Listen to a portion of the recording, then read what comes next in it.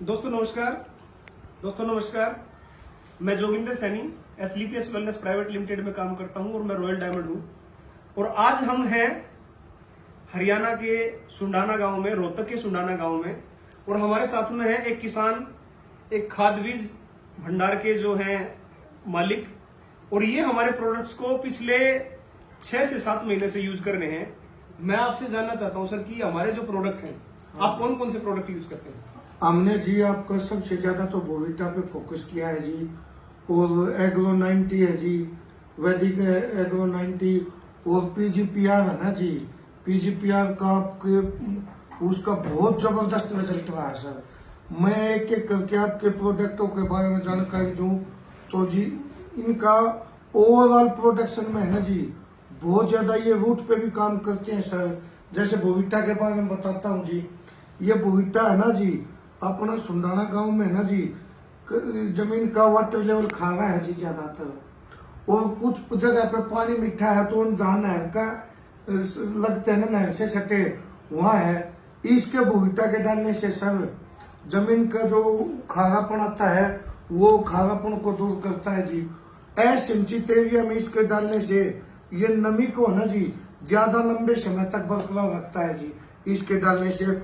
और सबसे बड़ा बेनिफिट इसका ये रहा जी, इसके डालने से ना जी जमीन का जो ये सॉइल कंडीशनल पर आधारित है, ये जमीन के पीएच मान को ना जी यो मेंटेन करने का सबसे बड़ा काम करता है जी।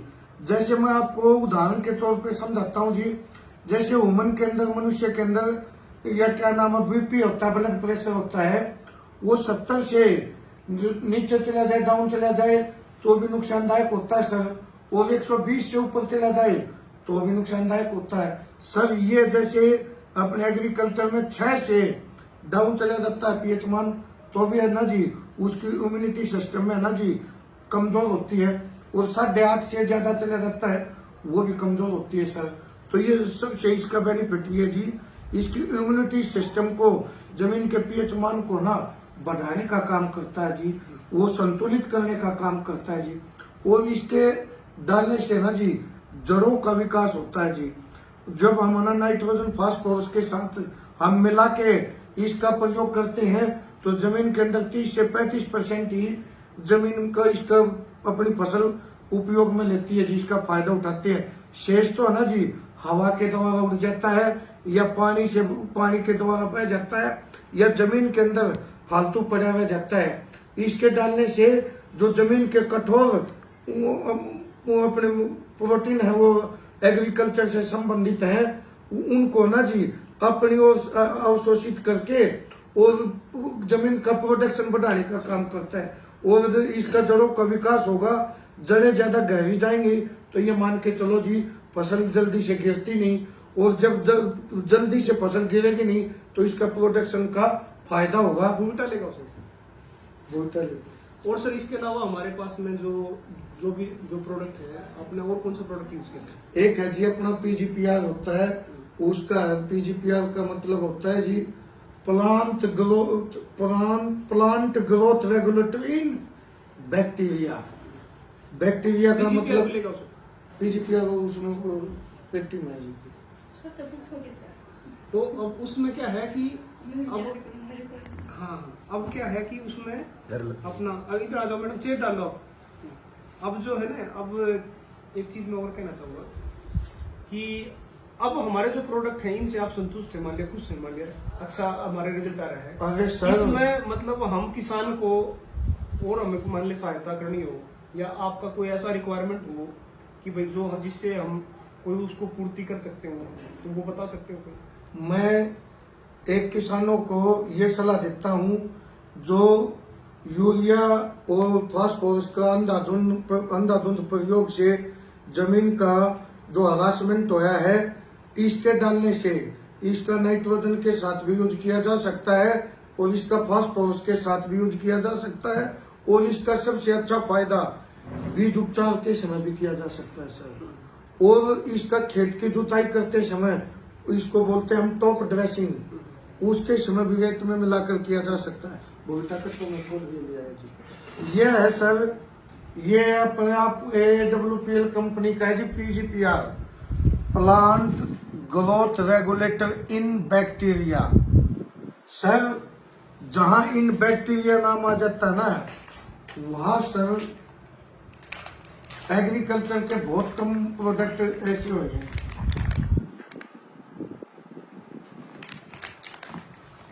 तो आप ये एक चीज बता रहे थे कि सर किसान जो है, मतलब जैसे कि हमारे जमीन में जो है कैल्शियम की कमी है, यूरिया की वजह से कैल्शियम की कमी हो जाती है, तो क्या सर जो है कैल्शियम बाहर से डालते हैं या डालते ही नहीं है?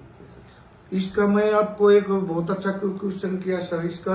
इसका अब धीरे धीरे न किसानों के अंदर ना जागरूकता आने लगी है। इसका डालने से ना सर सल्फर और इसका कैल्शियम की है ना जी, ये कैल्शियम की कमी कब होती है सर, मैं आपको बताता हूँ।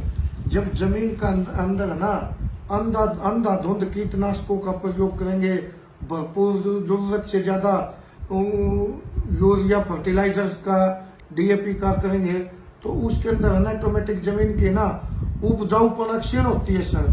जब क्षीण होती है तो ऑटोमेटिक ये मान के चलो अकेले है ना कैल्शियम नहीं, और ज्यादा जैसे जिंक की भी ज्यादा कमी होती है। अपने ज्यादातर मन में है ना जी, जैसे नाखूनों पे ना सफेद सफेद धब्बा हो जाता है, वो जिंक की कमी से होता है सर।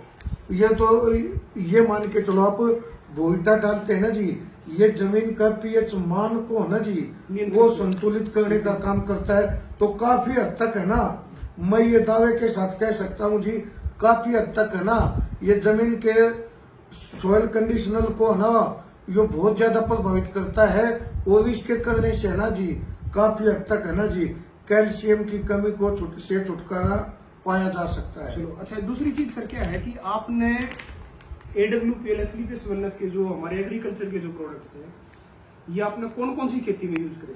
ये सर मैं आपको बता देता हूँ, पिछले साल खरीफ की फसल से शुरुआत करी थी सर मैंने। इन पे धान की उस पे लिया जी, और नहीं रिजल्ट मतलब धान के उस पे लिया, मतलब हाँ। मेरे जानने का मतलब ये है कि भी धान तो हम पहले भी उगाते थे, आपने डिफरेंस क्या देखा? मतलब प्रोडक्शन में देखा या उसकी क्वालिटी में देखा? इसका हमने है ना जी जमीनी लेवल पे है ना जी इसकी गहन जांच की। क्या पता हम मकई ये डालने से हमें देखा जी, जब 1 महीने का धान नर्सरी से है ना ट्रांसप्लांटेशन करने के बाद जब खेतों में रोपाई की जाती है, उसके 1 महीने बाद हमने जी जिसमें ये भूविटा डाल रखा था उसकी जड़ों को उखाड़ के देखा सर, और जिसके में भूविटा नहीं डाला था उनकी जड़ों को उखाड़ के देखा सर। तो हमने काफी हद तक जिसमें भूविटा डला हुआ था सर, उसमें जड़ों का काफी है ना ऐसे ना चौड़े तरफ से विकास हो रहा था सर, और जिसमें भूविटा नहीं डली हुई थी सर उनमें सफेद सफेद चपटी हुई जड़ें थी सर। चलो सर, बड़ा अच्छा लगा सर। और मैं ये कहता हूँ कि सर आप जैसे अभी आपको अच्छी जानकारी है एग्रीकल्चर की, क्योंकि सर क्या होता है ना अपनी फील्ड की जानकारी एक किसान को होगी, और आप एक तरीके से पढ़े लिखे किसान हैं, तो सर आप हमारे जो प्रोडक्ट हैं ये किसानों को रिकमेंड करना चाहोगे? मैं तो ये कहता हूँ जी, ये मान के चलो आज के समय में है ना सर, कॉस्ट को ना देखो, इनकी क्वालिटी को देखो, और इनकी बेहतर क्वालिटी होती है तो प्रोडक्शन भी बेहतर आएगा सर। और इसका मैं सबसे पहले मैं आपको सर इसके बारे में भी अवगत कराता हूँ जी। ये है ना जी, ये सबसे ज्यादा रूट पे काम करती है, जब हमने देखा जी जैसे पौधों के अंदर ना राइजोबियम होता है, एजिटोबैक्टर होता है, एजोस्पर्म होता है। ये क्या होता है, ये सबसे ज्यादा है ना वो जीवाणु होते हैं जी, और इसमें तो ये सबसे ज्यादा रूट पे काम करने के बाद इसका सबसे बड़ा फायदा ये मिला जी, इसके डालने से ना जी उनके रूट में ना बहुत ज्यादा सक्रियता होती जीवाणु की संख्या। जैसे फसल के अंदर मित्र कीट होते हैं ना सर, उनकी गति को बहुत अति क्रियाशील करती है सर। और सबसे ज्यादा इसका मैंने कॉटन पे स्प्रे करवा के देखा जी। कॉटन पे? हाँ सर। कितनी क्वांटिटी में कितना? ये सर ये हमने इसको प्रति एकड़ भी करके देखा जो 2 एकड़ तक। अच्छा, 2 एकड़ तक इनका ना प्रभाव का रिजल्ट आया जी। अच्छा। और सर इसका ना सबसे बढ़िया फायदा ये मिला जी, इसके डालने से ना जी जो कॉटन के अंदर है ना जी, ये जो फूल है ना, फूलों की कलियां जो बनने लग रही थी जी, वो ज्यादा मात्रा में झड़ रही थी झड़ रही थी। इसके डालने से ना जी, वैसे तो नर मादा होते सर, नर को तो झड़ना होता है, लेकिन इनके ना इसके स्प्रे करने से जी पर परागकरण की क्रिया होती है ना जी, अति क्रियाशील हुई है। और जी इनके डालने से टिट्टों का साइज भी बढ़ा है और प्रोडक्शन में ना जी एक एक के बड़ी के पेड़े पे कब कॉटन पे हमने देखा, मान के चला जी जहां इसकी स्प्रे हुई थी, ये मान के चलो जी एक कॉटन के पेड़े पे ना जी हमने गिनती करी जी 125 से 150 तक टिट्टे इसके अंदर, टिंडे बोलो या टिट्टे बोलो, ये हमने गिनती करी थी जी, ये मात्रा पाई। जब ये मान के चलो आप ये इतनी मात्रा पाई तो प्रति एकड़ कम से कम 35 से 40 मन, या आप ये मान के चल को कह सकते हैं जी 15 से 16 क्विंटल प्रति एकड़ की पैदावार इसके डालने से हम कॉटन में ले सकते हैं। सर बहुत बहुत धन्यवाद, हमें इतनी जानकारी दी। और हम ये चाहेंगे कि आप जो है हमारे प्रोडक्ट्स को ज्यादा से ज्यादा और फसलों पर यूज करवा के, और हमें मतलब जितनी ज्यादा मतलब अच्छी चीज बताओगे उतना ज्यादा ही सर आज हमारा जो समाज, हमारा जो किसान है वो ऑर्गेनिक खेती की तरफ जाएगा। और संजीव सर जो है हमारे कंपनी के जो एमडी एंड सीईओ हैं, उनका एक ही विजन है कि जो ये यूरिया की मारामारी हो रही है ना, जो ये यूरिया खाद बीज जो खा रहे हैं, इनको हमें धीरे धीरे कम कर लेकर आना है और ऑर्गेनिक खेती की तरफ लेकर जाना है। और इस पर्यावरण को हमारे जो इसको जो हमारी जो प्रकृति है, जो हमारे किसान है, उनकी जो पैदावार को बढ़ाना है और वो हमें पर्यावरण को बचाना है। बहुत बहुत धन्यवाद सर। थैंक यू आप सर। कोई मैसेज देना चाहते हो? मैं एक मैसेज देना चाहता हूँ जी, आपके कंपनी के जो संजीव सर हैं, ये ऑर्गेनिक फार्मिंग की तरफ ना ध्यान दे रहे हैं, तो मैं इनको बहुत अपने तहे दिल से संजीव सर को मैं हार्दिक बधाइयां देता हूं। और मैं ये दावा करता हूं आगे भी आपकी कंपनी है ना इसके अलावा और ज्यादा प्रोडक्ट लेके आए मार्केट में ऑर्गेनिक में है ना जी, और क्या नाम ऑर्गेनिकता में बढ़ावा दे। हमारे अंदर अपने हरियाणा क्षेत्र में या भारत के अंदर जो बीमारियां फैल रही हैं, ये इनको ज्यादा से ज्यादा बीमारियों से छुटकारा मिलेगा, लोगों के अंदर एनर्जी मिलेगी। और बहुत बढ़िया जी, मैं तो बहुत धन्यवाद करता हूँ जी। और मैं भविष्य में ये कहता हूँ जी, लोग इनका ज्यादा से ज्यादा इस्तेमाल करें और अपने पर्यावरण को दूषित होने से बचाएं। Thank you sir. एक चीज मैं और बताना चाहूंगा सर, इसमें ये चीज सर हमारे साथ में केवल अपने घर के लिए यूज करने के लिए इन्होंने जो है स्टार्ट किया था।